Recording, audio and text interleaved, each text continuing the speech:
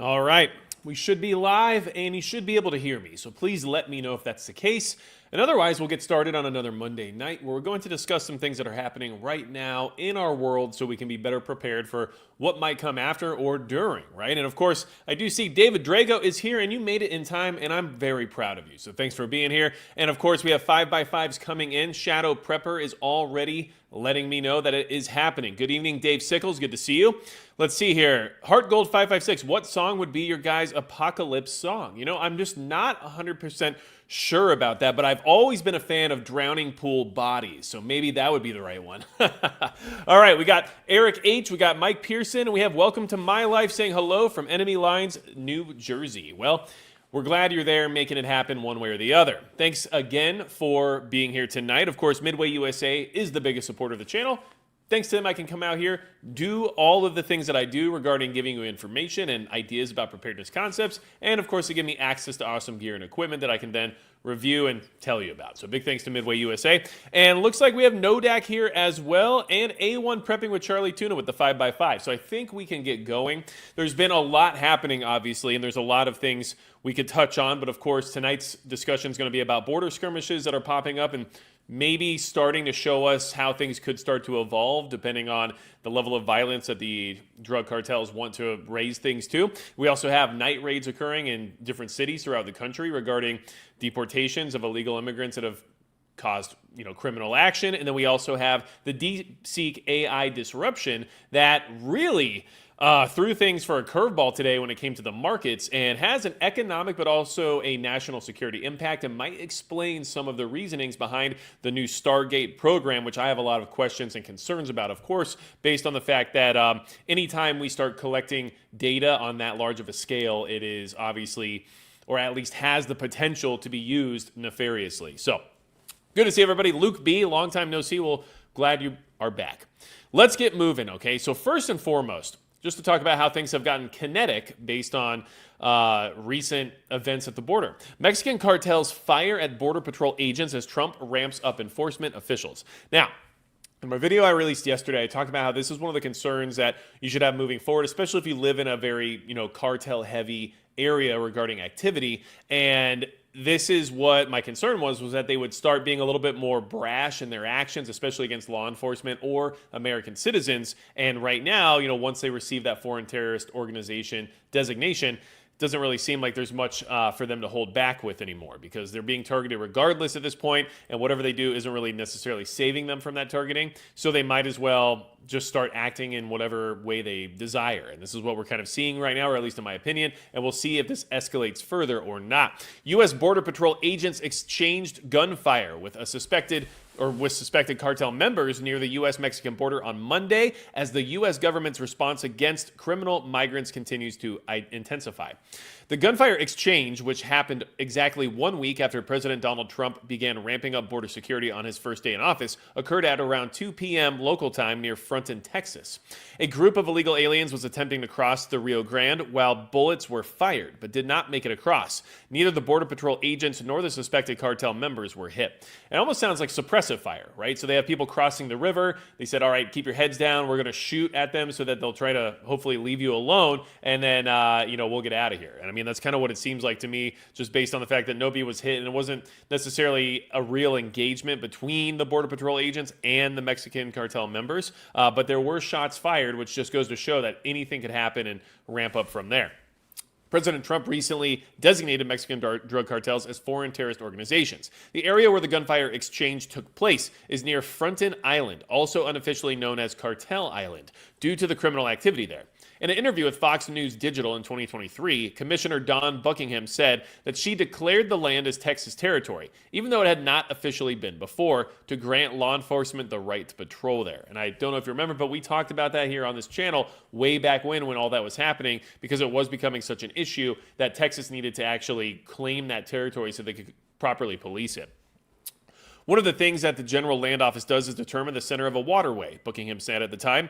Everything that is a center of the Rio Grande of North, of course, the state of Texas and the United States territory is what it's labeled as. Now, That is something that just occurred today, which is why I wanted to mention it. Mike H. CBP and military displaced me from my campsite last Wednesday night to conduct an electronic surveillance op. That is very interesting.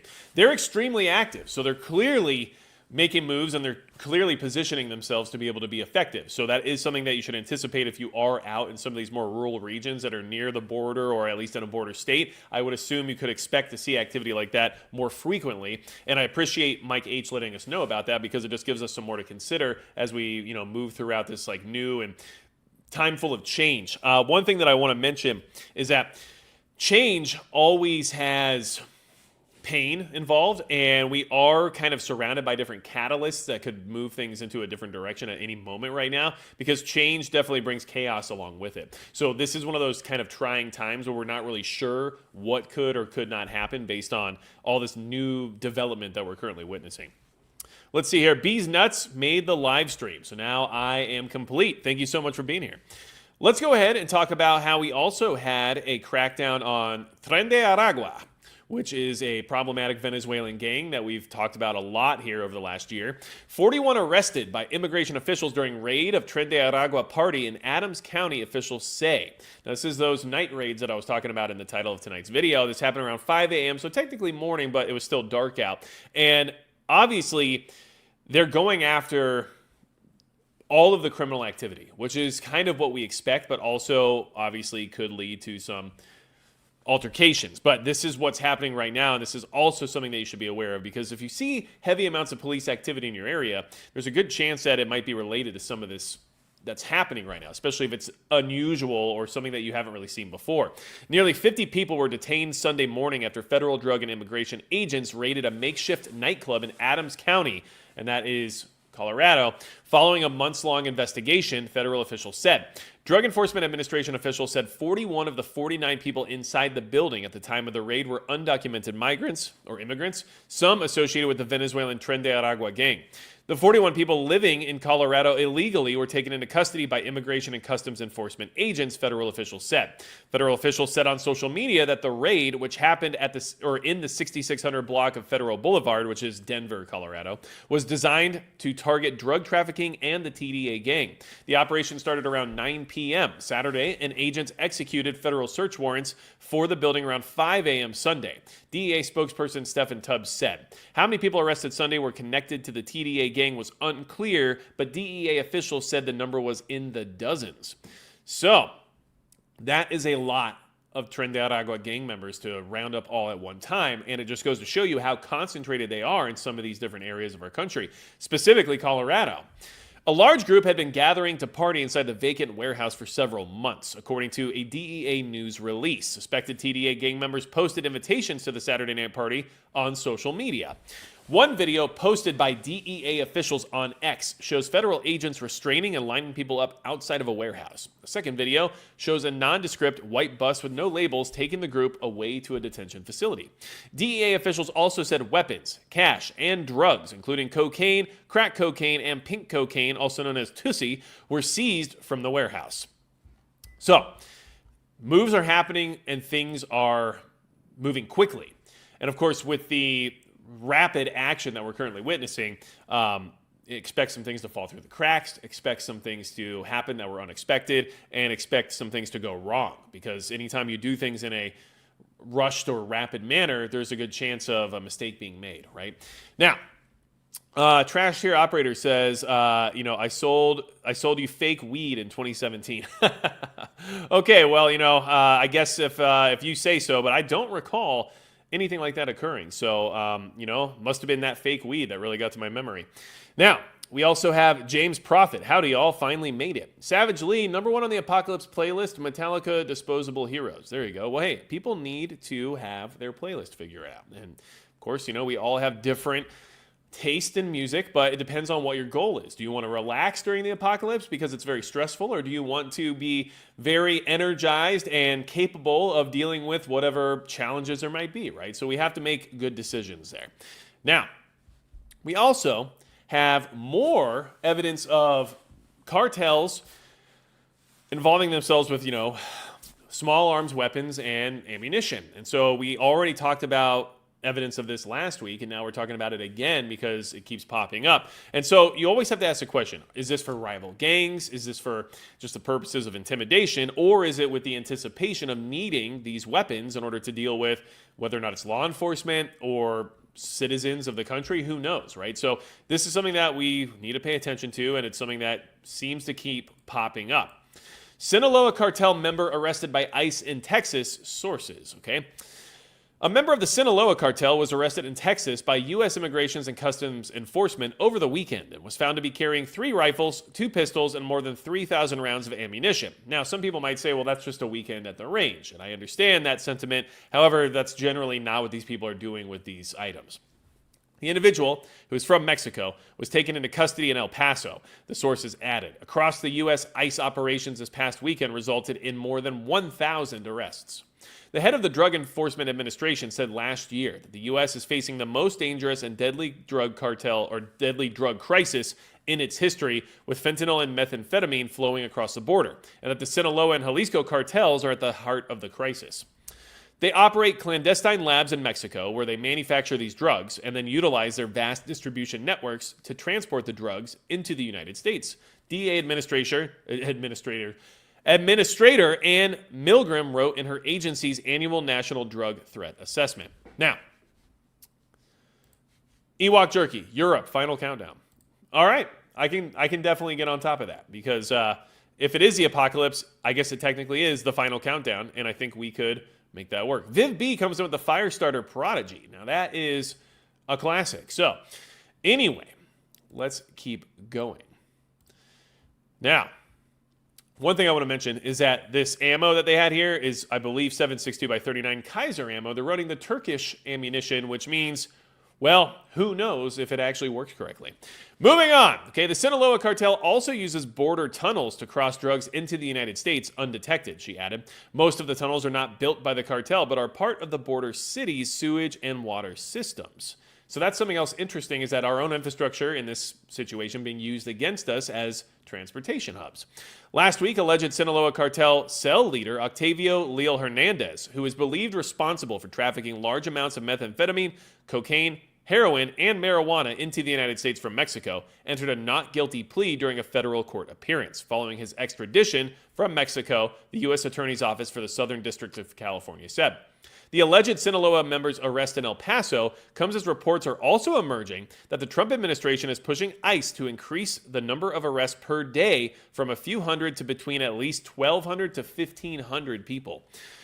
Citing 4 sources who spoke on condition of anonymity about a purported internal call with ICE officials on Saturday, the Washington Post first reported about the new objective, categorizing the 1,200 to 1,500 daily targets as quotas, although a spokesperson for the Department of Homeland Security told Fox News goals is the correct phrasing. So, obviously they're ramping up efforts, ramping up activity, and with that ramp up, we know there is the possibility of something going wrong at some point in time. So we do need to be aware of that and definitely keep a close eye on how things are evolving in our immediate area because, you know, your local community is really what you have to be concerned about. Let's see here. David Baise, my gear is ready for defense. Well, that's good, and that's how most of your gear should be ready, right? It should be in good condition, well-maintained, and ready to be used. You do have to practice with it so that you know how it works and what you do or don't like about it, or if you need to make changes. But of course, if you use it to the point of it being ruined before you ever need it, that's also problematic. So don't just go drag your plate carrier through the mud and dirt and gravel to make it look good for Instagram because people troll you for having stuff that looks too nice. How would I know about that? Don't ask. Okay, so now let's see here. Luke B, I've been running a lot of by 39 lately. 23 hogs down in 2025 so far. Good for you. It sounds like a good thing to have, and I enjoy my 7.62 by 39 as well. Now, in case you didn't know, there's a new, let's just say, AI app in the marketplace, and it's made quite the stir. And this is definitely something that I think anyone who has a preparedness mindset should be paying attention to, because it shows that there is some competition both in the technology space and the national security space, but it also shows that there might be some reasonings behind why there's a sudden push for additional infrastructure investment in AI and things of that nature. Because China's DeepSeek just rolled out with a bang and slammed the stock market and probably wiped out a ridiculous amount of money in the process, while also rivaling all of the AI interfaces that we currently have access to here in the United States for a lot less money with the use of a lot less energy. And that is where things get very strange. So let's talk about this, because I think there's more to this than what we are even aware of so far. And I think that we should be, at the minimum, keeping an eye on it. What is DeepSeek, and why is it causing NVIDIA and other stocks to slump? Okay, if you own NVIDIA stock, today was a rough day. A Chinese artificial intelligence company called DeepSeek is grabbing America's attention and sending a shockwave through Wall Street due to its new tech, which some experts say rivals that of OpenAI's ChatGPT. DeepSeek is also catching investors off guard because of a low development cost for its AI app, which Wedbush securities analyst Dan Ives pegged at only $6 million. By comparison, OpenAI, Google, and other major U.S. companies are on track to invest a total of roughly $1 trillion in AI over the coming years, according to Goldman Sachs. On Monday, DeepSeek's rollout roiled shares of AI stalwarts such as NVIDIA, the high-flying manufacturer of advanced chips engineered for AI development, and Dutch company ASML, another chip maker. The Chinese company's tech is raising questions about whether demand for NVIDIA's chips could take a hit, as well as whether investors are overvaluing tech stocks that have been buoyed by the promise of AI from Meta to Microsoft, experts said. DeepSeek has taken the market by storm by doing more with less, said Giuseppe Sette, president at AI market research firm Reflexivity, in an email. This shows that with AI, the surprises will keep on coming in the next few years. DeepSeek's latest app comes just days after Mr. Trump announced a new $500 billion venture with ChatGPT maker OpenAI, SoftBank, and Oracle, dubbed Stargate, which he touted as ensuring the future of technology in the U.S. Now, we're going to talk about that here in a minute, because I do have some concerns regarding that whole situation, but I also might have some new revelations regarding its possible necessity based on this information. Now, one thing I want you to keep in mind, okay? This is China doing China at their best, right? They came out on the market with something that was cheaper, that took less to create, and that they, well, could provide at less expense than all of the American competitors, which is what they do with all products basically, right?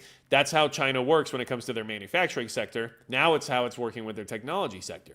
But it's also showing a shift in AI capability and requirement for AI to be operable, while also suddenly really hurting our economy, at least when it comes to our markets and the overall value of the U.S. economy. I mean, this came in and I think it dropped the S&P 500 by 3% just because they released an app.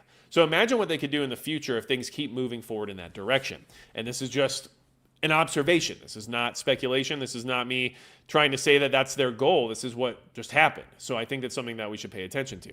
AI-related stocks took a hit on Monday, with NVIDIA shares tumbling 17%, shedding $600 billion in value and marking the single biggest one-day loss for a company in stock market history, according to CNBC.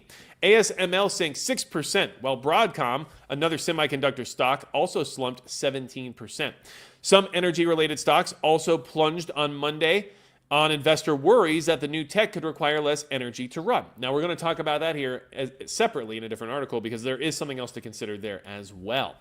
Now, DeepSeek is a private Chinese company founded in July 2023 by Liang Wenfeng, a graduate of Zhejiang University, one of China's top universities, who funded the startup via his hedge fund, according to the MIT Technology Review. Liang has about $8 billion in assets, Ives wrote in a January 27th research note. Liang, who had previously focused on applying AI to investing, had bought a stockpile of NVIDIA A100 chips, a type of tech that is now banned from export to China. Those chips became the basis of DeepSeek, the MIT publication said before the ad blew my face away. Okay. Ben Reitz, head of technology research at Melius, told investors in a note that DeepSeek makes legitimate breakthroughs as an AI tool, including better learning and more efficient use of memory, although he expressed skepticism about the amount of chips used. Now, one thing I want to bring up about this conversation is the fact that this person, actually the creator of DeepSeek, stockpiled chips in order to have the access they needed for this type of technology. So that's another thing to keep in mind as we move forward when it comes to the requirements of technology and what might be required in the future. And if these people are stockpiling chips and everything else in order to avoid all of the embargoes or anything else related to why China can't import NVIDIA chips any longer, it should tell you just kind of how things are evolving in that battlefield, right? Because if you think about it, it'd be the same as if we suddenly were cut off from a major ammunition supply, right? Well, people will just figure out ways to get ammunition in other means that's more efficient, less expensive, and uses less energy in order to make it reasonable to source, while in the meantime stockpiling it while they still had access to it, right? So it's like it's the same concept. Now, how is DeepSeek different than other AI apps? DeepSeek is an open source large language model that relies on what is known as inference time computing, which said in layman's terms mean they activate only the most relevant portions of their model for each query, and that saves money and computation power. Some experts praise DeepSeek's performance, with noted tech investor Mark Anderson writing on X on January 24th, DeepSeek R1 is one of the most amazing and impressive breakthroughs I've ever seen, and as open source, a profound gift to the world. David Sachs, a venture capitalist named by Mr. Trump to help oversee AI and cryptocurrency policy, said on social media Monday that DeepSeek's app shows that the AI race will be very competitive. So, another thing to mention here is the fact that we have a gift to the world, right? It's open source and it's a profound gift. China doesn't give away anything for free. So this app, just like, the concerns surrounding TikTok and especially Red Note, not sure which one it is. Regardless, it is owned by China. It is in China. If you're using this app, there's a very strong likelihood that it's just data logging every single thing about you that it can possibly data log. Now, are other AI apps probably doing that as well? Sure, because they have no reason not to. But there is maybe a difference between putting your information in the hands of a foreign adversary versus into the hands of, where you currently live. Could they both be used against you in the same fashion? Of course they could. But what's the higher risk or the higher propensity of something being used against you?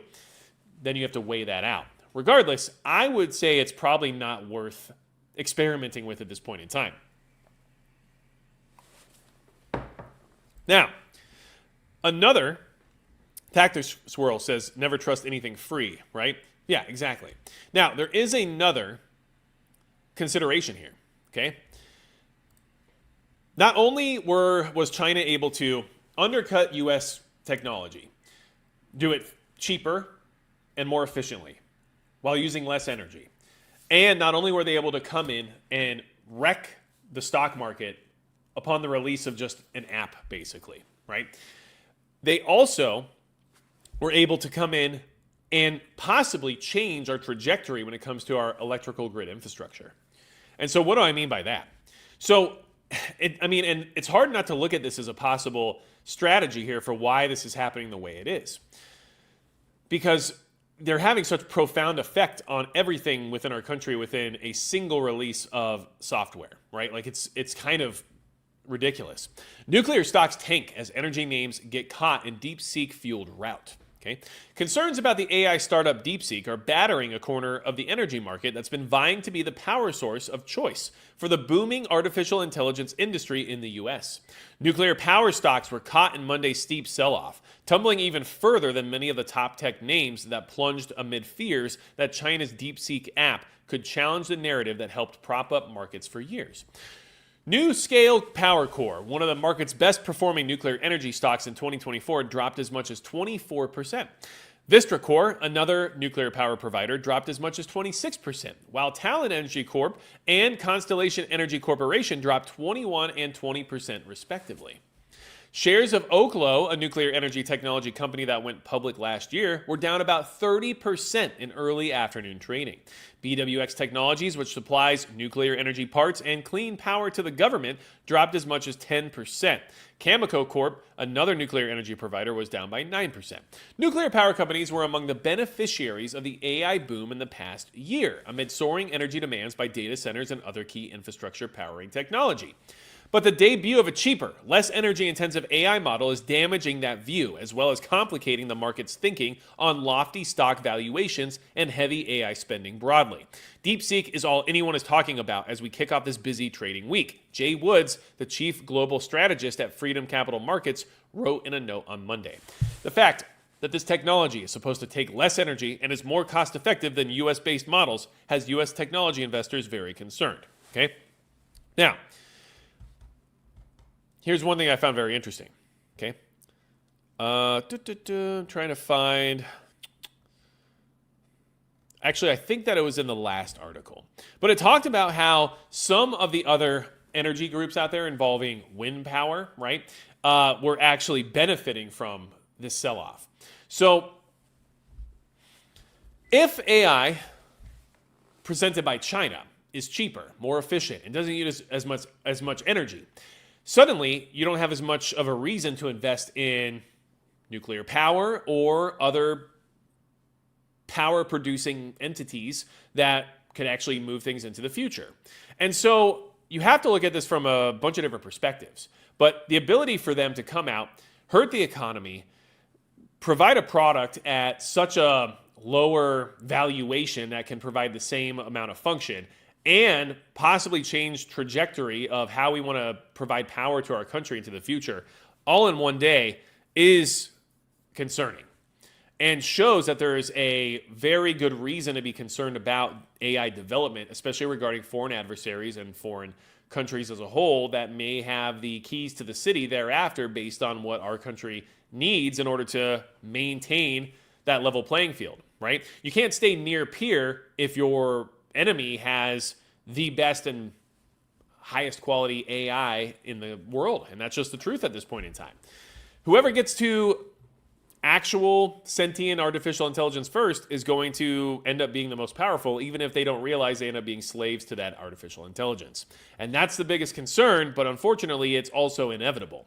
What do I mean by that? So, Sheepdog 1911, glad you're here. Nothing crazy has been happening, but we're talking about DeepSeek and AI, and we're also talking about now Operation Stargate as what is almost starting to look like a necessary evil, which is problematic no matter how you want to look at it, but also what else are you supposed to do when things like DeepSeek are starting to show what China is capable of and what it is they're trying to accomplish moving forward. On Tuesday, January 21st, OpenAI CEO Sam Altman, SoftBank CEO Masayoshi Son, and Oracle Chairman Larry Ellison appeared at the White House with President Donald Trump to announce the creation of a joint AI infrastructure project called Stargate. Introducing the CEOs, President Trump hailed Stargate as a new American company that will invest $500 billion at least in AI infrastructure in the United States and move very, very quickly, moving very rapidly, creating over 100,000 American jobs almost immediately. The goal of the venture, Trump said, is to build the physical and virtual infrastructure to power the next generation of advancements in AI, and this will include the construction of colossal data centers. Very, very massive structures. I was in the real estate business. These buildings, they are big, beautiful buildings. Okay. Now, this is when things get weird, right? Larry Ellison of Oracle spoke of data centers already under construction in Texas. OpenAI's Altman promised advances in AI will mean diseases will get cured at an unprecedented rate. Right. And SoftBank's Masayoshi Son made more grandiose promises. Artificial general intelligence is coming very, very soon, he said. And then after that, that's not the goal. After that, artificial superintelligence will come to solve the issues that mankind would never, ever have thought that we could solve. Well, this is the beginning of our golden age. Masayoshi Son promised an initial investment of $100 billion with a promise to reach $500 billion within 5 years. A statement on OpenAI's website laid out more details, promising the venture would not only support the reindustrialization of the United States, but also provide a strategic capability to protect the national security of America and its allies. It says the first equity funders in the Stargate venture are SoftBank, OpenAI, Oracle, and MGX. SoftBank and OpenAI are the lead partners for Stargate, with SoftBank having financial responsibility and OpenAI having the operational responsibility. Masayoshi Son will be the chairman. The statement adds that ARM, Microsoft, NVIDIA, Oracle, and OpenAI are the key initial technology partners, and that the partners are evaluating potential sites across the country for more campuses even as the agreements are being drawn up. Now, I don't know if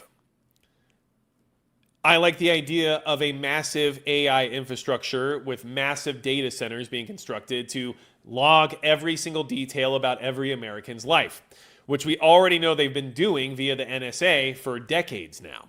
However, I also know that China just rolled out a new AI technology that rivals that of what we have here in the US and is more efficient, cheaper, and easier to produce, which means what else are they capable of moving forward? And if they are able to do so much damage to a country in one single day by just releasing an app based on the fact that it doesn't use as much power and it costs a lot less to make, well, what else are they going to be capable of in the sense of influencing our trajectory in the future? And not to mention the military applications as well, where AI, especially, general intelligence, which is what we're talking about here, is able to pilot ships, pilot aircraft, pilot drones, and do everything that you would usually need a human being to do. So I think it's clear that that's where China would be heading, of course, and I think that there is a national security concern for why we need to get there first, but I do worry about the complications and implications of doing that, because we are all aware of the fact that AI, once it becomes sentient, is going to try to do things that we don't want it to do, and it will be a difficult struggle for us to deny it. And I mean, we've seen that in science fiction, but we also know that scientists themselves who've been working on these projects for years are aware of that possible threat and willing to risk it because they just need to find out what they can accomplish. Now, do I also think that general intelligence or super intelligence, artificial intelligence, could lead to things that we could not have fathomed or figured out on our own? Sure, that's the whole concept behind it, but what cost does that bring along with it? And at the same time, if we don't move forward with trying to discover this technology and we don't move forward with investing in this infrastructure, and we allow China to do it on their dime and with their people working in slave labor conditions to pull it off quicker, cheaper, and more efficiently, and they develop things that we can't even fathom, where does that leave us in the sense of Americans? Where does that leave us in the sense of the West as a whole? And do we really want to be in an environment or in a world where we're at the whim of communist rule? And personally, I don't. So it's not really a great situation for us to be in. We're not in a, choose one over the other scenario where they both work out well. This is one of those situations where we might have to just deal with what it is we have going on because it's the only option based on what other people in other countries are starting to do. And it's forcing our hand, and that hand being forced might lead us to our demise. But I can't guarantee that, but I also can't stop it. And that's something else that we have to remember. People felt the same way in the atomic age about the advent of nuclear weapons and how it was going to end the world and how it would change everything for the worse and ruin society. And maybe they were right to a degree. But regardless, that hasn't necessarily been the case. And so it's possible that we are feeling those same feelings right now regarding artificial intelligence development that they were feeling back in the 1940s. But we also understand the dangers of it, and we also understand that we're in a different time and place than we were back then. So a lot to consider. I'm not excited about everything moving forward regarding this, but I also understand that it may be a necessity based on this new information regarding DeepSeek, which just destroyed all types of thought processes regarding AI and investment. So, April Cole, could better answers possibly lead to bigger problems? Of course. And we also have Moose Lodge saying you have to listen to Sabrina Wallace, a whole new rabbit hole that is at the crux of all of this, which is probably interesting, and I will look into that. I appreciate that type of stuff, being thrown my way, because I don't know everything and I can't research every single aspect of every single topic, but I do know that this is something that we should be, let's just say, on top of. Charles Stargrove, has Magic Prepper not heard of ad blocker extensions? I have, actually, and they completely screw your live stream over when you use them, unfortunately. There is an issue with trying to use them while running through YouTube because they don't allow the use of ad blockers for certain actions. And as a content creator, when I've tried to use them in the past, it has ruined my live streams. So unfortunately, that's where we're at right now. Now, yeah, I know, Charles, it's unfortunate. And I've tried it because the ads are annoying to me, but at the same time, it was starting to cause the live streams to lag out. It was starting to cause issues where my extensions weren't working properly. It was a whole nightmare scenario, and it's all because of Google ad revenue and everything else related to that, and then them not wanting ad extensions to be used in conjunction with their platform. So now, let's talk about other parts of our infrastructure related to preparedness. Now, this is something I find interesting, and I think I like the idea behind it, but I think it's something that you should be aware of so that you can prepare better for it, especially on a local level. All right. Could President Trump really dismantle FEMA? Now, this is a conversation that's going on, and I think it's a conversation worth having. And I think the direction they're trying to push things in regarding FEMA is probably beneficial. But it also is something that you have to remember, if this goes through or these things change, there will be more of a burden put on you and your local community to try to recover after a disaster. Now, how much more of a burden? Maybe 1%? I don't know, because how much does FEMA really even do right now? But this is something that I think might be a good option and might be a good direction for us to go in regarding how we handle emergencies here in the country. And I think, of course, this is relevant to preparedness, right? Chambersburg. One topic President Donald Trump is looking at during his administration is turning over responsibilities of FEMA to the states. Trump was in North Carolina today to look at the devastation still very much in place after the hurricanes. FEMA also has a presence in Franklin County as well. Pat Ryan of News Talk 103.7 FM pointed out, we've got a staging area, a couple of them in the area. You see all those generators, all those 18-wheelers down at exit 3 in Franklin County. I like where he's going. I don't know if doing away with FEMA completely is the path here, but certainly handing it back to some of the states, state and local. Pennsylvania Representative Chad Reichert said, they're the ones that are best suited. I mean, I know when I was with Washington Township in Franklin County, just updated, we have an emergency plan that we have to update every couple of years. It's a purposeful thing that requires municipalities to have some forethought into what disasters they face and how to best respond to those. So sometimes a bureaucrat sitting in a basement of an office in D.C. and might get moved to a trailer at a site might not know the local resources quite like someone obviously in the municipal government or at least on the state level. Ryan said, you look at the train wreck that happened down in East Palestine, Ohio, and then you see the response there. We've got these trains that run right through this area here. Franklin County Department of Emergency Services that was just published, I want to say it was in the past year or two, because I remember sitting in those meetings, but we have trains that run through here and providing training to our first responders and how to respond to something like that. Ryan continued, nobody can do it better in this area than the people that are dealing with it every single day. And what Trump has said is you handle it more on a local level, and when it comes to replenishing the coffers, that's where they come in. It's going to be an interesting dance. And I think that's a good idea. Honestly, bringing it back to the state and local level is probably what needs to happen, because we see what FEMA does in regards to actually helping people on the ground. Rarely do they actually interact with the people who need the help. They generally set up a station that's usually too far out of bounds for people who have actually lost everything to even get to. And then they have limited resources on hand even when they are being accessed.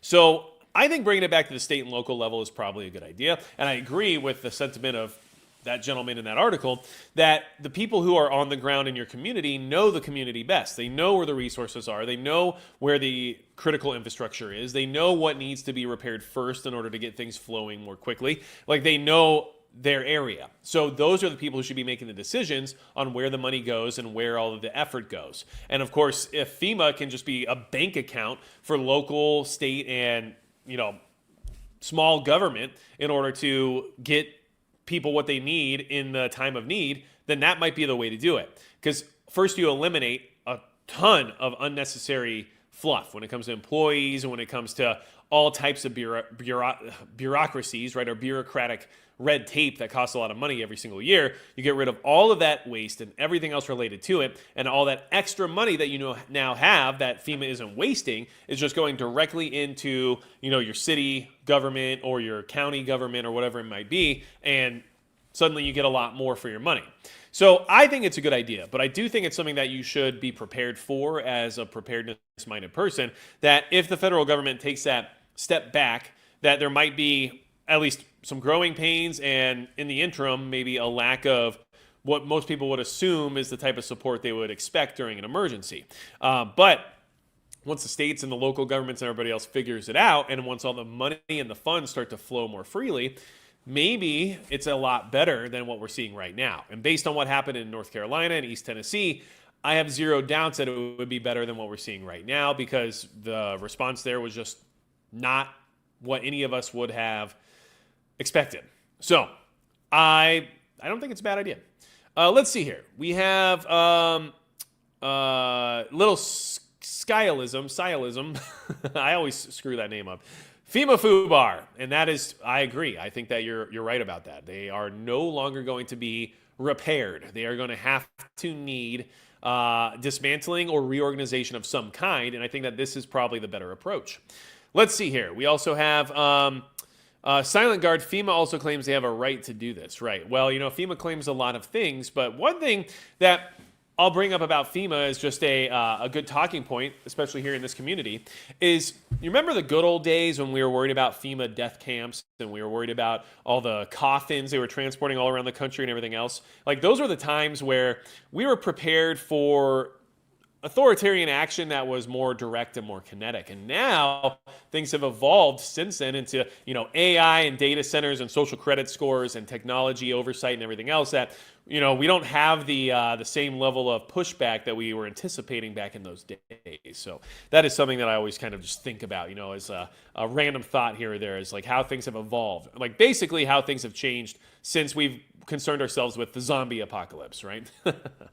Now, I want to bring up a story regarding infrastructure because obviously that's a lot of what the topic is about tonight. But we also just need to pay attention to it because, well, we need it and we also know how vulnerable it is.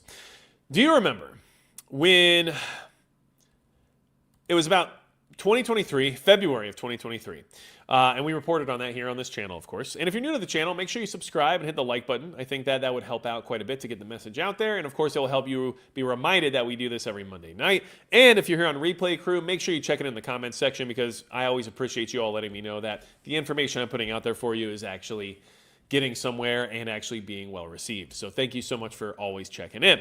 Now, back in that February 2023 time zone, we talked about how there was a couple of people arrested with a plot to attack Baltimore's power grid, and apparently one of them was a neo-Nazi leader, okay?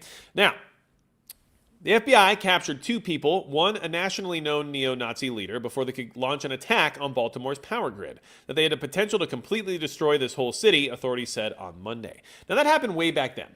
Now, I'm bringing this up because we just had some new information come out about that case. But in this case, back then, we were being reported that they were planning on using firearms and high-power rifles, like what we've seen in other substation power grid attacks, to target transformers in order to bring down the grid. And of course, that was kind of like the flavor of the day, especially related to some other attacks that had recently occurred.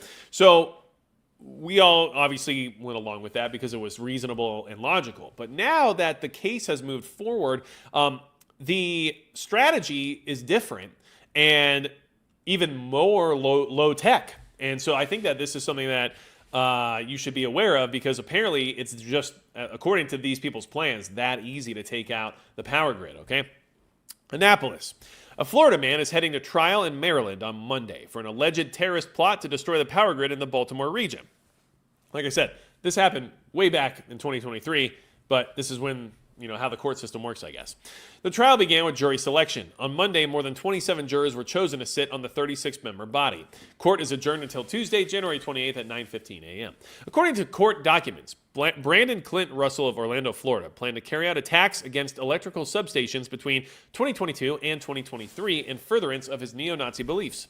Russell encouraged using mylar or foil balloons to short out a power transformer. Court documents show that on October 25th, 2022, he encouraged an attack to be carried out when there is the greatest strain on the grid, like when everyone is using electricity to either heat or cool their homes. He used encrypted applications to post links to maps of infrastructure that included the locations of electrical substations, according to court records. During his conversations on those apps, Russell described how a small number of attacks on substations could cause a cascading failure and discussed increasing the impact by hitting multiple stations at once. Now, according to prosecutors, the attack would have caused power damages across much of Maryland or power outages across much of Maryland and resulted in $75 million in damages. Russell faces a maximum sentence of 20 years in prison, according to court officials. Now, that's the interesting part about it, at least in my opinion. They were planning on using foil or mylar balloons to take out the transformers of the power grid substations in order to take down the entire grid of Baltimore, which obviously would have created a lot of problems. Because if the power goes out in a very dense, highly urbanized population area, we know that people are going to start to first take advantage of it. So crime will skyrocket, looting will begin, there will be people in the streets similar to a riot and everything else. But then after even a longer period of time, things will start to really fall apart where blatant outward violence will start to occur. People will start to rob and hurt one another in order to get supplies, right? Like, so water and everything else related to what might not be accessible now that the power is out. And of course, we would just have a full societal breakdown if it lasted any longer than a week or two. Baltimore is a difficult city. They have a lot of crime. Many parts of it are very impoverished. So it would have been a very devastating hit on a very highly populated area. So interesting enough that our power grid is so fragile that aluminum or mylar balloons are all it takes in order to take it down. And originally when the story was being put out there, of course, we talked about how they wanted to use high-powered rifles, and that was more logical and made more sense. But if all it does is take certain balloons, then what are we actually doing right now, right? So like things need to change or else that is going to happen one day. They're not going to catch every single person who has a plan like that. And one day somebody's going to pull it off if this keeps going the way it is. And that's a problem. So let's see here. The problem, as a guy who works in that world, is that the substations are easy to take out. We live in a high-trust society. Over the last 4 years, we've invited low-trust societies. Good point. And I appreciate you letting us know about that, Militant Roots. Tyler, but does that mean all those states and counties will need to be audited on Doge to make sure they don't individually waste money like the government? Well, maybe they should. Because if they're taking government money for FEMA relief and things of that nature, it needs to go to where it needs to actually go and not be embezzled or not be rerouted to other projects that aren't necessary for disaster relief.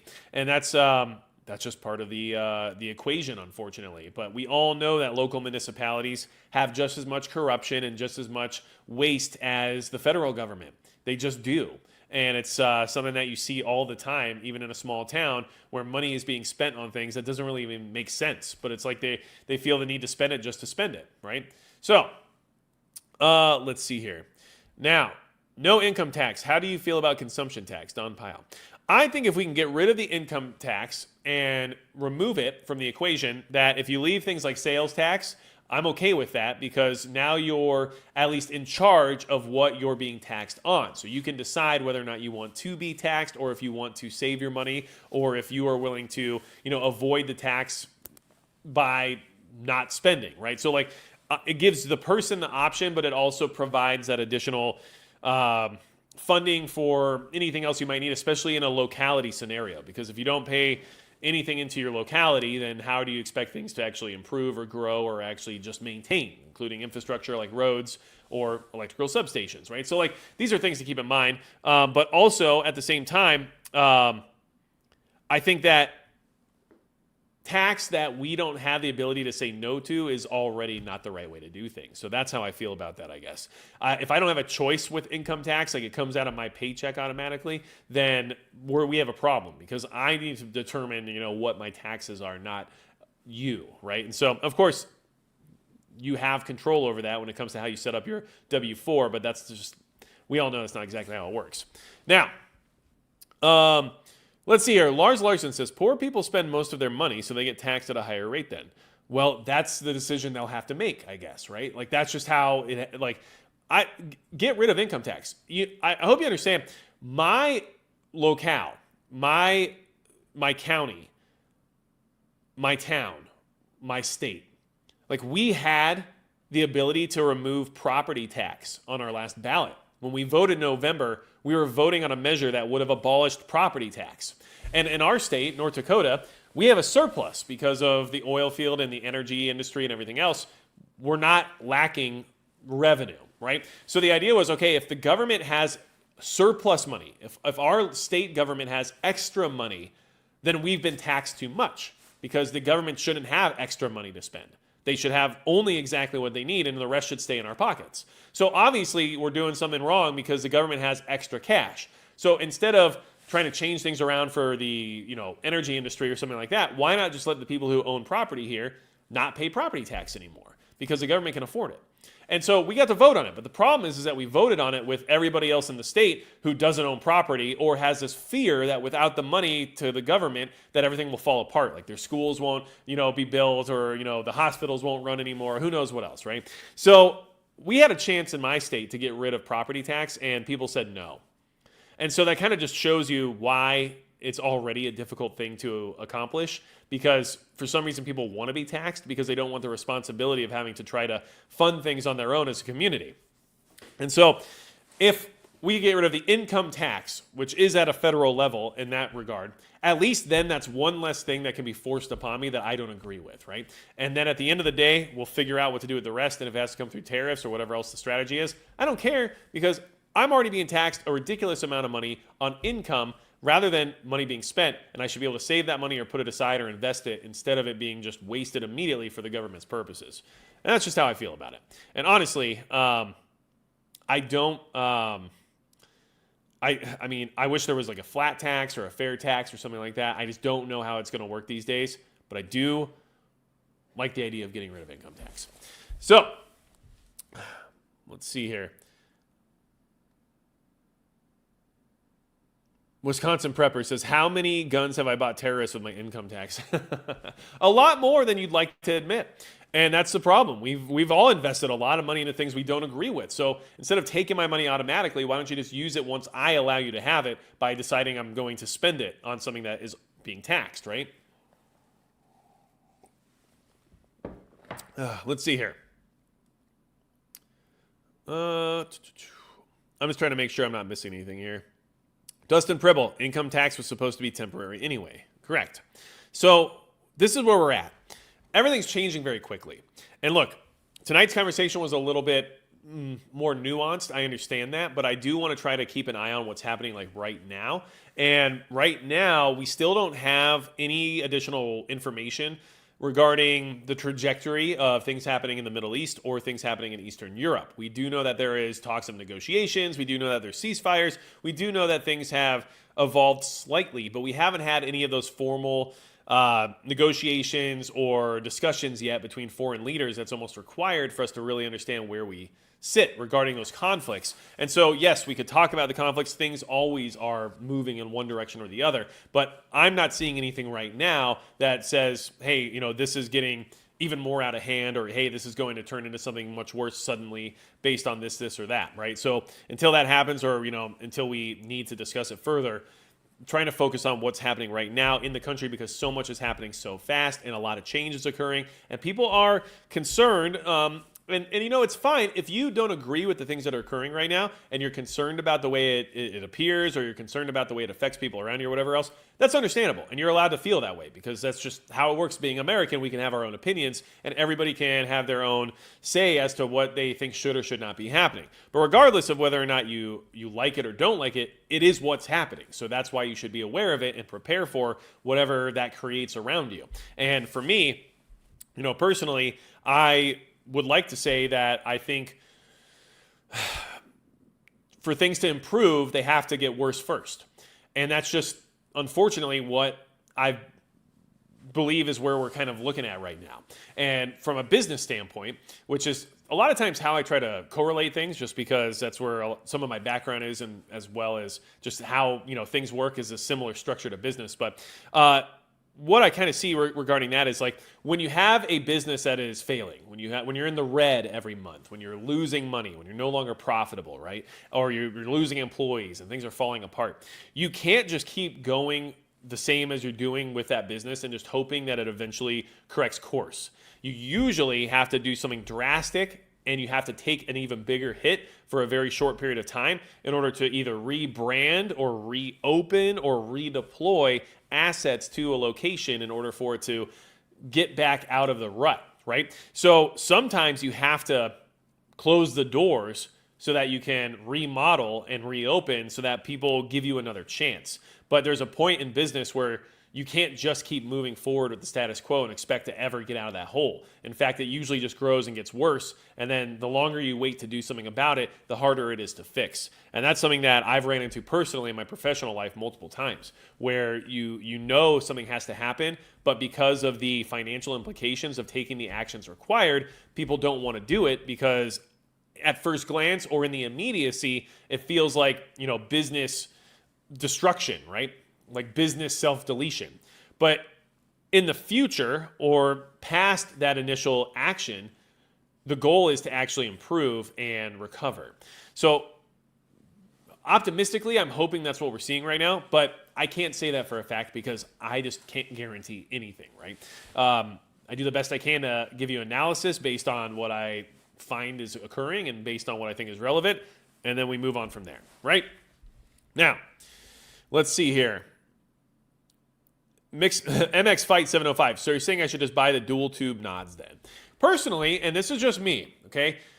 And this is actually kind of controversial in the sense of that community, right? But personally, I find it to be more versatile and more financially justifiable to run a PVS 14 and then and not prioritize night fighting as something you would need to do as a prepared citizen.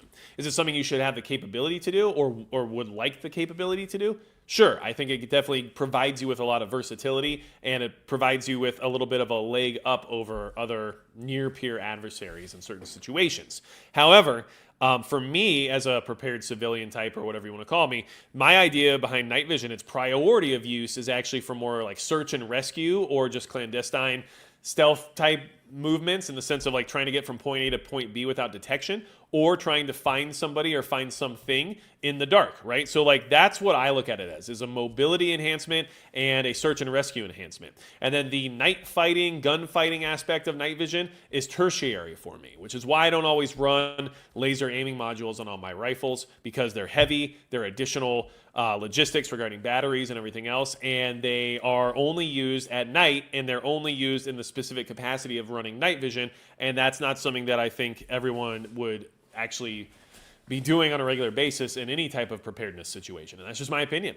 Would I use it in a static position in order to defend something in the middle of the night on watch duty? Sure, that makes a lot of sense, doesn't it? But to prioritize it over everything else doesn't necessarily add up to me after having, more than a year of using night vision and more than a year to develop opinions about it. So I would save money, get a PVS 14 because it really does provide you with everything you need and nothing you don't. And it's also versatile because it can be handheld. You can mount it on your rifle if you need to as well. And at the same time, then you can actually, turn around and keep your off eye or your weak eye accustomed to night. So you don't actually, blind yourself the second you throw your tubes up.